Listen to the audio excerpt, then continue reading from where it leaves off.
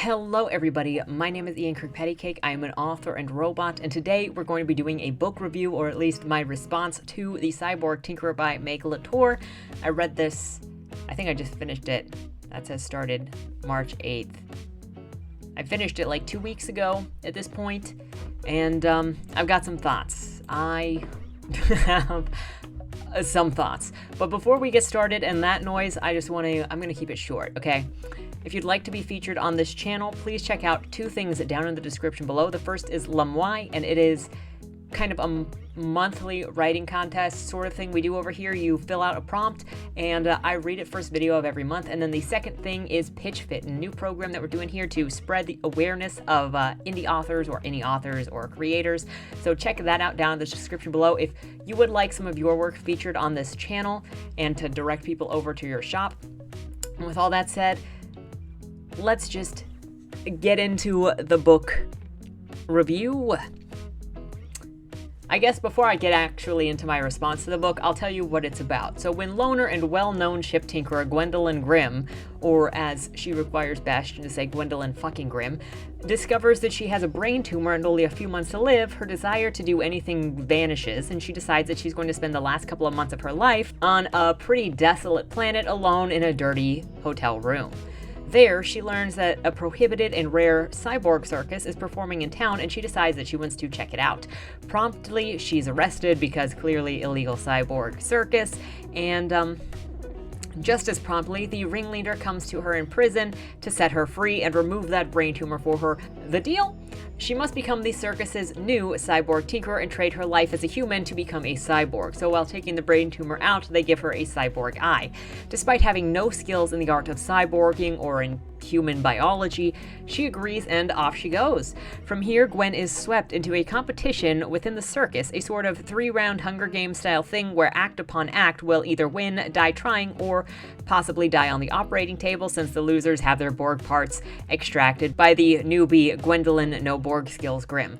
The competition is all in the name of finding the top 10 acts within the circus to then go on to perform for the Emperor of the Galaxy. In the end, here comes a big spoiler, so if you don't want this book spoiled for you, really don't be watching this review, because I'm going to spoil pretty much everything, except for the way described sex scene on chapter 40 out of 42, which was not very necessary, but I digress. So the performance is really a guise to cover a murder plot against the Emperor, because the owner of the circus hates the Emperor because the Emperor killed her family, her friends, her employees, since she was the OG cyborg scientist, and he canceled working on Borgs.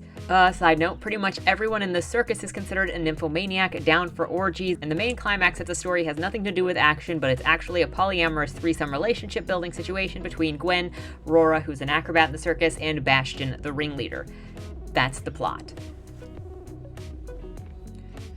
Now, before we really get started in the details of this book, consider this. This book was kind of marketed as steampunk, was marketed as sci-fi. As you can see, there's a pirate ship floating in space on the cover here, but it's not really steampunk. It's not really sci-fi. It's not even really an adult novel, if you ask me. It's kind of a YA or a new adult, if you want to go there. Space fantasy with top hats and circus, and it just feels like steampunk costumes, but there's really nothing steampunk about it.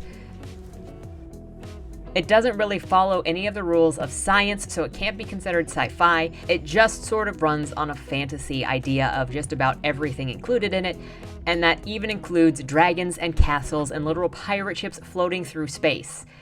It's okay that it is a fantasy, or, that it is space fantasy, basically, but it is not steampunk and it is not sci-fi. Let me know what you think in the comments down below regarding this. Now, on the topic of adult, YA, new adult, which is only kind of an indie thing, the narrative voice is immature in the way that she talks and the kind of drama that she faces in the story, both of which ultimately make this feel more like a YA book than an adult novel. A couple of references to sex and lots of dropping of the word fuck do not really make this an adult novel. It more so feels like, when you've had somebody growing up as a Disney star and then they hit 18 and they do everything in their power to kind of shed off that Disney persona to try to look like an adult, and it really just looks like a teenager trying to be an edgy adult. it doesn't really translate into adult behavior. That's kind of the vibe that I get for this book. With that being said, then there are a couple other things that make me lean this onto the YA side. Ignoring the gratuitous sex in chapter 40, it also hooks onto a lot of YA tropes and trends. Circus, love triangles, random masquerade early on, Hunger Games style competition, dystopian tyrant leadership to beat. The protagonist is an outsider with Gwen not in the circus, not a Borg tinkerer. Everyone outside of Gwen is useless. She saves the day in the Dragon Quest. She's a Sue who is good at everything without training and without really failing, and also how somehow she's better than people who have been working in the trade or the field for some time, but she's just started it. She's chosen one, sort of, with everyone in the circus seemingly to want Gwen for one thing or another, including the Emperor wanting her specifically so he can create cyborg killing machines, where he's obviously already been killing cyborgs, so that doesn't make any sense. The main character has an eating disorder and used to be fat. I really don't know why that was even in there, because it didn't do anything for the story. It didn't do anything for the character building. It was just kind of a throw in there, specifically for the YA audience. The story itself is all just a mishmash of different things that never truly connect to build toward one cohesive story, and it becomes more apparent when elements come in randomly, like the anorexic thing, and then they just exit randomly, and there's no character output, and there's no character growth from these randomly inserted things. To be clear, I don't have any problems with swearing specifically. Like, I brought up swearing as part of what made it feel immature, but it's the way that the swearing is used. It doesn't feel like a mature person using it, which would have been appropriate since she was basically a sailor and was around sailors, but the way that it is used for and the inflections that it gives it an immature feeling. Kind of like this. At the very least, there had to be decent underground gambling on the skanky as fuck moon. And a good fucking life to you too. They were both man and machine, and fucking proud of it. Catching a slackline in one human and one cyborg hand, both flipping neatly onto the opposite post. Nicely fucking done. Despite the fancy as fuck clothes, he reminded her of a wild animal. She laughed so fucking hard she got the hiccups and vomited on the floor. She loved working as a tinkerer, and she was fucking fabulous at it. She wasn't a cyborg tinkerer, and Bastion had known. He had fucking known. But damn it if she wasn't going to learn to be the best fucking cyborg tinkerer on the Crescent Star system.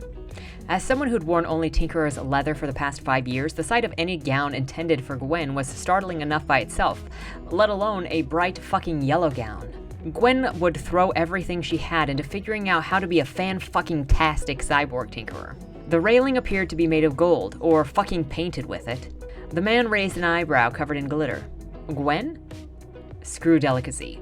Gwendolyn fucking Grimm. So, or, as is constantly kind of done in here, I tried to warn you, Miss fucking Grimm. Try to remember that tonight. That was well, that was my Bastion reading voice. But just where it inserts the obscenities is kind of punctuated like an edgy teenager. That's all that I'm trying to say. And I know that while I call it YA, and the way that it's written, it doesn't quite fit into YA because of the main character's age, but it's too immature and has too many YA tropes to be considered adult. And while people will also argue that it can't be YA because of the swearing and the sex, that's honestly so awkwardly written, it's more akin to teenage drama than adult situations. There's no good way to categorize this book, is what I'm saying. That's really what it comes down to. But moving on from the weird categorization, because that's really just the beginning of the problems, let's actually get into the story. Most of the novel felt very disjointed and the plot didn't really work together. I'm only going to cover kind of the biggest issues I have after I bring in the very first sort of illogical choice, because it really showcases the lack of logic that is seen throughout the book and throughout the trajectory of the storyline. So Gwendolyn lands on this planet or moon somewhere. She's giving up on life because she's dying. She's got the brain tumor. Did I tell you already? She's dying. That's kind of a joke in the first 2 chapters, because she mentions she's dying like 50 times in the first 2 chapters. So she's gonna rent out this room in this crappy inn for a couple of months until she dies, because she's not going to bother to get any more jobs, and she's not going to bother to go and try and see her family because it'll take too long. So when she gets in, the innkeeper tells her about this super secret, super illegal cyborg circus that's in town visiting, putting on a performance. She needs to keep it tight-lipped, because if the feds find out, oh boy, everyone is going to be in so much trouble. Now, that said, she then goes to find the circus, and guess what? It's not that hard to find. They've set up this giant big top in the middle of this junkyard. A giant big top where you can just see it over the horizon. This super secret, super illegal event. And, as you would expect, the feds found it. The feds might be dumb, but they aren't that dumb. Oh. So the whole of the novel starts with Gwen giving up on life, to then go and die in a dirty inn. She has no drive, no desire to do anything, and is just chilling, which, fine, that's a fine way to start, as long as you kind of get something going for her to make us want to care, because if she doesn't care about herself, why would we? But that's kind of how she spends the entirety of the story, too. She has no purpose, she's just sort of there, and partway through, when the circus games start, we get Rora's POV, which is one of the female love interests, and it's partially only because, from Gwen's point of view, all we're doing is watching Gwen sit around and watch other people do things, while Rora is driven to perform for the Emperor and feed her ego. But hey, at least she has drive. Honestly, I think the story would have been a lot more interesting if it took place more from Rora's POV, because then we could have just had her seeing this person, we don't know who they are, seeing Gwen from Rora's eyes as people have their parts ripped out, as this person is brought in and kept separate from the rest of them, and they start their Hunger Games, and then Rora is driven. At least she's driven. First to get her new robot arm by tricking Gwen, and then second by being able to perform for the Emperor. It would have been much more interesting to be Rora's novel instead of Gwen's. The world building in this book is pretty non-existent. The sci-fi universe created is mostly a backdrop, and it's often forgotten that we're even in a sci-fi, except for the sometimes dropping of "oh my stars" or other really weird phraseologies that are meant to be futuristic. But when she's swearing all the time, it doesn't really make any sense to say "oh my stars." So you've got Borg parts and guns, but no one really uses any of the guns. Can I mention how many times it talks about guns, especially pistols being strapped to guards' backs, but none of them ever draw their guns, even when even when we're told that they want to kill people, the guards never draw their guns. The Watchmen instead use their batons to beat people, and we're left with castles and dragons and cobblestone paths and stables and taverns. There's no slang for the tech here, and now that I've said taverns, it really makes me think that the diction choices in here are much more like fantasy than futuristic sci-fi. Again, why was this pitched as sci-fi or steampunk instead of space fantasy? Which, I think that's a legitimate genre in some way. The novel has a tendency to repeat whatever it is that the author wants you to remember as the most important thing going on right now, to the point that it feels like the author thinks you're dumb. Like I said, mentioning that she's freaking dying 50 times in the first 2 chapters until, Gwen is no longer dying. The last quarter of the book, she cannot stop mentioning how Rora betrayed her. It's as if that specifically, it feels partially like a first draft where the author is inserting this stuff in order to make sure that she knows what the character's intentions are or the character's emotional state is, but then that stuff should have been taken out and replaced with actual content for the reader to enjoy rather than constantly being repeated, this stuff that we know. A majority of the story takes place during basically what is a circus Hunger Games, which is a 3-round competition for the circus performers to compete in for the point of them dying and having their Borg parts removed by the owner of the circus. The 3 rounds consist of an obstacle course, a climb of a mountain to bring back a dragon, which isn't really a competition because literally everybody in the circus works together to get that dragon, and there's no real way for them to do it without working together. And then a normal performance, but it's for a bunch of bandits who shoot them if they suck. The whole purpose of these Hunger Games is to cull the herd. The mistress, who is the owner of the circus, only wants to take the top 10 acts to perform for the Emperor, with no apparent reason given for why she only wants the top 10. Just that she wants to specifically murder and harm and remove parts from her own employees, which also doesn't really make sense when you take into consideration what her goal and motivations are later down the line. Let's remember that the mistress wants to kill the Emperor, so why would you start killing your own army? There's going to be more to this as we get down further in the plot. And there's more to this. So the entire plot really revolves around the mistress. The owner of the Cyborg circus is an angry cyborg scientist who was attacked years ago when the Emperor outlawed cyborging, if that's a word.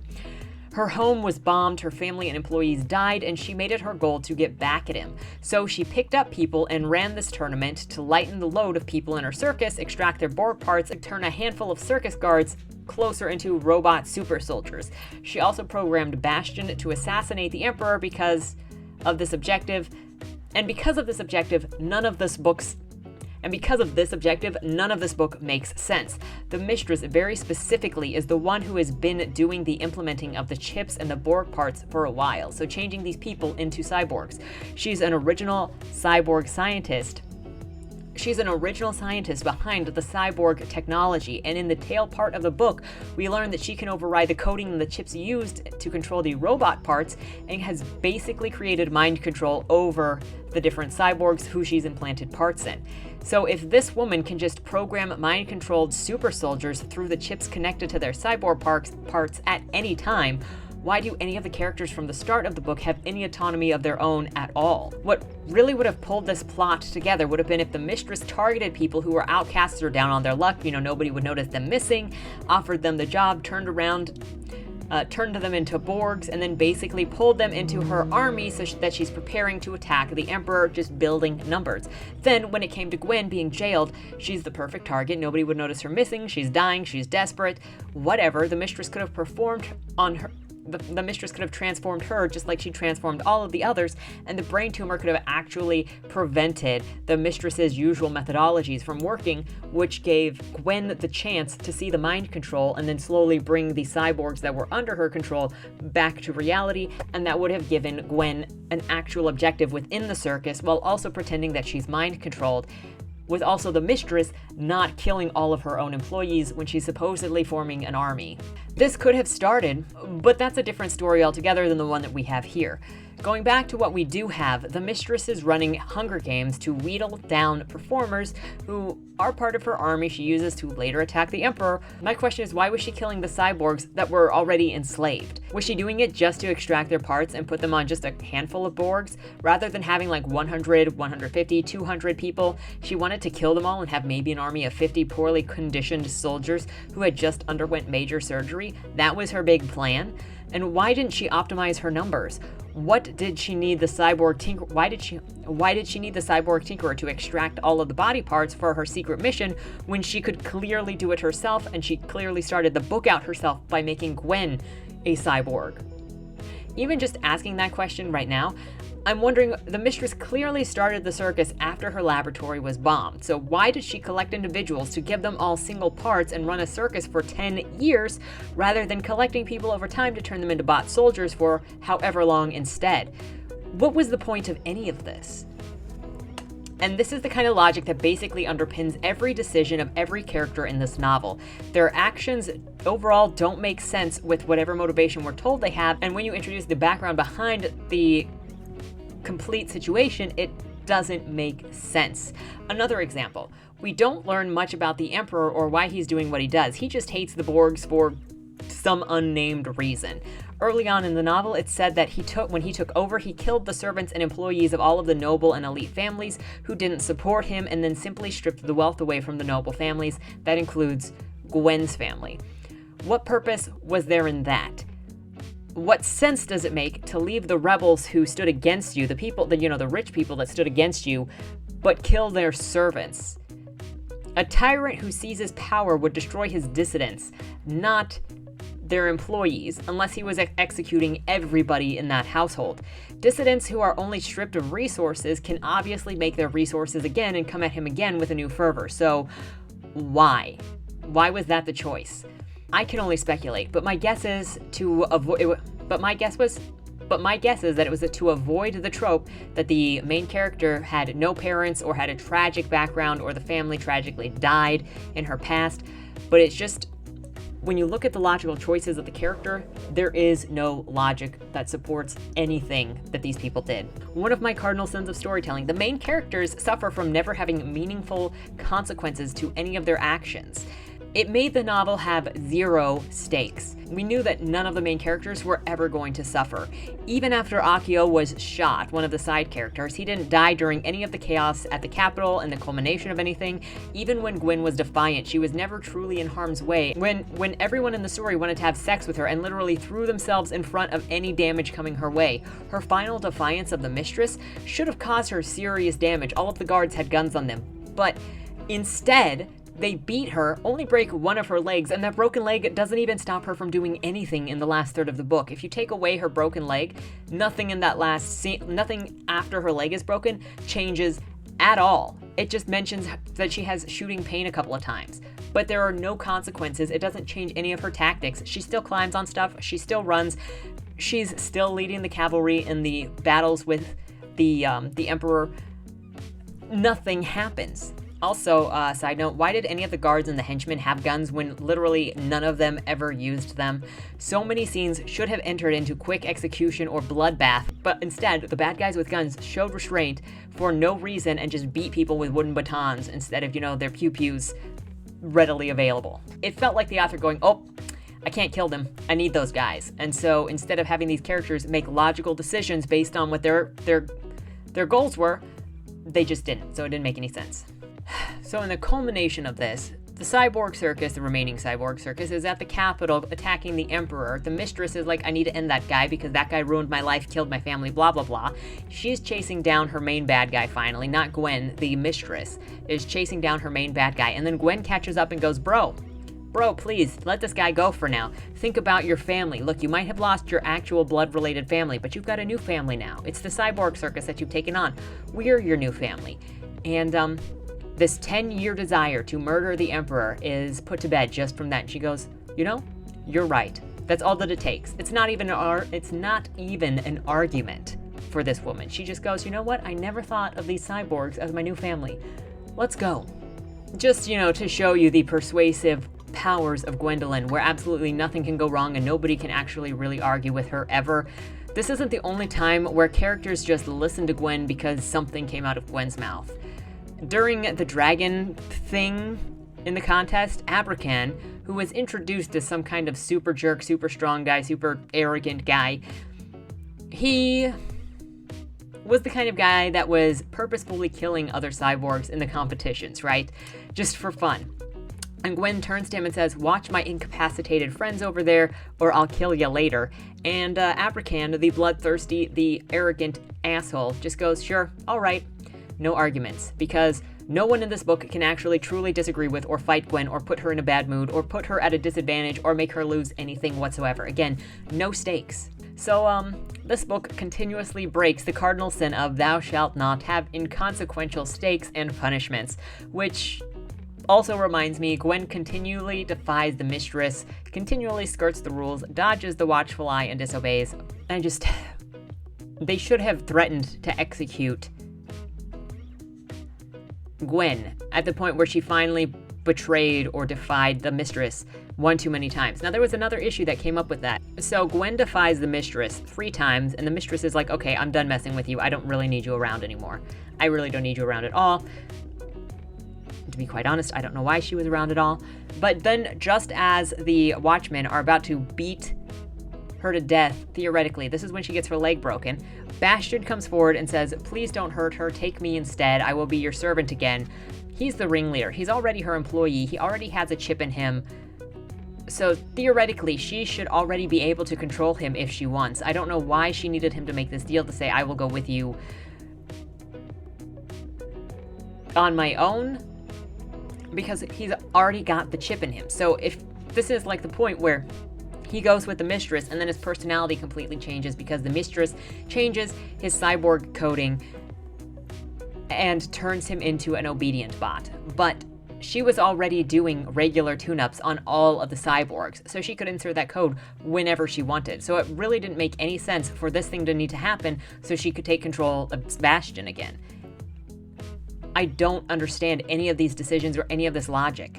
Also, you have Gwen complaining about how she's the Grim Reaper when the first time that she's supposed to extract parts from people because they lost to the first round of the Hunger Games, she deals with 52 people and doesn't kill any of them, even though she's never worked on people before, even though she's freaked out, even though it's been a long day and she's still in a gown from the masquerade because they all had to go straight into the competition from the masquerade that they had at the beginning of the book. 0 consequences. Nobody died. And then she acts throughout the book like people died that first night or at any of her things. You've even got random people in the book calling her the Grim Reaper. Nobody has died at her hand. She needed to actually suck for that to make any sense. But you couldn't. I don't know why the author couldn't actually just make this person suck and suffer for being ill-prepared and taking on a job that she knew she couldn't do. And to be quite honest, that one moment there at the very beginning when she's in the yellow gown and it's talking about her extracting stuff and being covered in blood, I'm pretty sure that whole situation only came about because the author wanted that tableau of the yellow dress covered in blood. Because otherwise the masquerade, it makes zero sense. And the final thing that I want to mention about this specific moment is that Bastion had constantly been telling Gwen that she needed to be careful or the ire of the mistress would come on to her. And Gwen even mentioned in the narration that she knew she shouldn't push it because the mistress meant serious business. Continually, Bastion proved himself trustworthy and just said, keep your head down. I'm doing what I need to do to keep my head down, but keep an eye on things. And Gwen gets herself into trouble to the point that the mistress wants her dead and Bastion has to trade himself for her. Clearly, the mistress is controlling, and Gwen is selfish, but after this moment of another stupid action, now with consequences for someone else, Gwen still goes on about how, one, Bastion is not trustworthy because obviously he just betrayed her by now being the mistress's best friend, even though he had to throw himself at the mistress so that Gwen didn't die, and then two, she complains about, well, why won't he talk to me anymore? What's wrong with him? Meanwhile, she's completely ignoring that the mistress is a control freak, or maybe he's not talking to her because you did something that basically destroyed his freedom if there wasn't some other mind control thing going on right here. The thought never comes to her, and she just repeats ad nauseum, why won't he talk to me? Something must be wrong, and never reflects that it might be her. It hurts me physically, because she has zero self-awareness and she can do zero wrong and she never thinks that she can do anything wrong. It's always other people.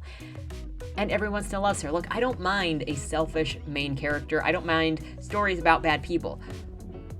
But this isn't a story about a bad person when nobody in the story recognizes that she's a bad person. If they're just continually praising her as a good person, and she never reflects on herself and she doesn't actually lose anybody that matters to her because she's a terrible person, then this isn't a story about a bad person. This is just shallow writing of a character / a Mary Sue. The last thing that I'll say about this book is that the romance is bizarre. The descriptions of intimate moments are weird. Referring to moist loins as flesh between the legs heating is so weird and not sexy. And to make it weirder, Gwen is constantly horny, like 12-year-old boy horny. It's not just she's sexually liberated or anything, it's like she is constantly thinking about sex or touching people, including at inappropriate times, like when somebody is dying or in danger or unconscious. By the end of the novel, I still had one question, which was, where was Abracan? Did he see what was coming in the second half of the book and decide that he was just going to stay on Jinx with Thanil for a better long-term gig after punching out Rora's lights? Because I wouldn't blame him for that. The most disappointing thing about this book is that I can see where it could have been so great and where the author could have taken it, but it feels like she gave up, didn't notice, or didn't care about the connecting plot elements that she introduced. It also doesn't really feel like it went through any sort of critique or beta reader that actually spoke honestly about what they saw that could have helped connect the different elements. And only vaguely related to all the rest of this, but I'm kind of waiting for the gimmick of tokenizing people to stop being in the market anymore. I have never been able to understand using identities or struggles as a means to sell specific product to people. And in this case, it's a look at all of these sexually diverse people, look at this sexually diverse character cast, polyamorous relationship. That's marketing. And I'll do another video on specifically tokenized marketing here in the future because I have an article I want to bring up. But maybe it's because I don't read a whole lot of erotica or any erotica at all, but the sex scene at the end was a lot of gross. I don't know if straight up smut is usually as described as this was, but there was also something really melancholy about the forced menage a trois at the end. You know, where it felt like, yeah, Bastion and Gwen had chemistry, and Rora was in love with Gwen, and she knew that she would lose her chance with Gwen if she didn't just agree to being in a threesome. Rora, in that last couple of chapters when they were setting up the menage a trois, she felt like an afterthought in the relationship. And even when she was being given a name, because they're like, well, now we've escaped the Emperor, but we all have to come up with a different name to hide our identities. One was thrown at her for her without her discussion, and she just said yes. There was a lot of yes-manning in that last bit where Gwen was actually talking to Bastion and making decisions with Bastion and then throwing the scraps at Rora. It felt really weird.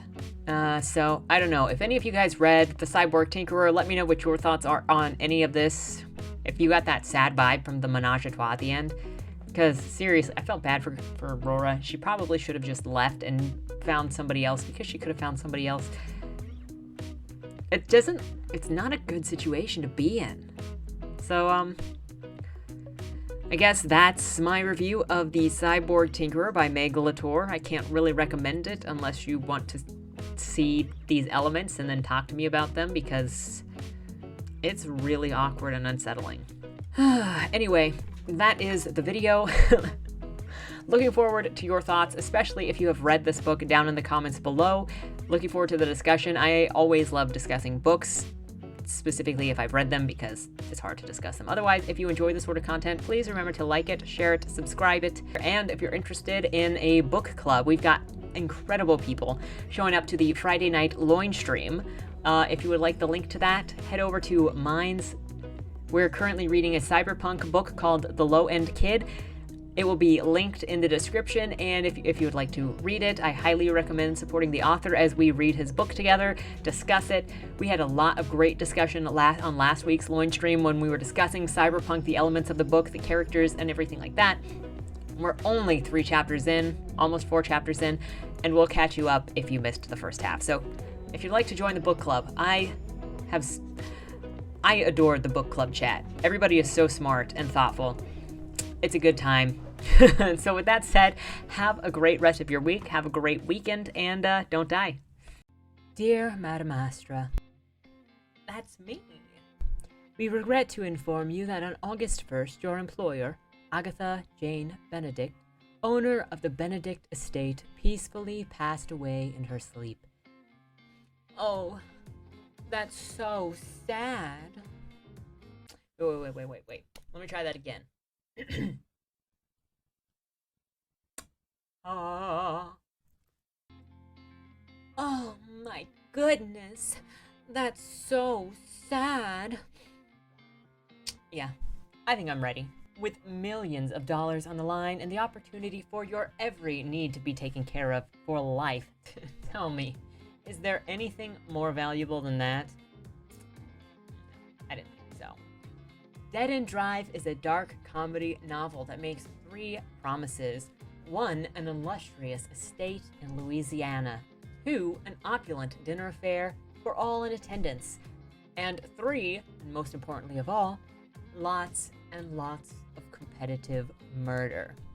So if you're looking for a cozy book to settle in with for the spooky season, I've only got one question for you. Will I see you at the whale reading?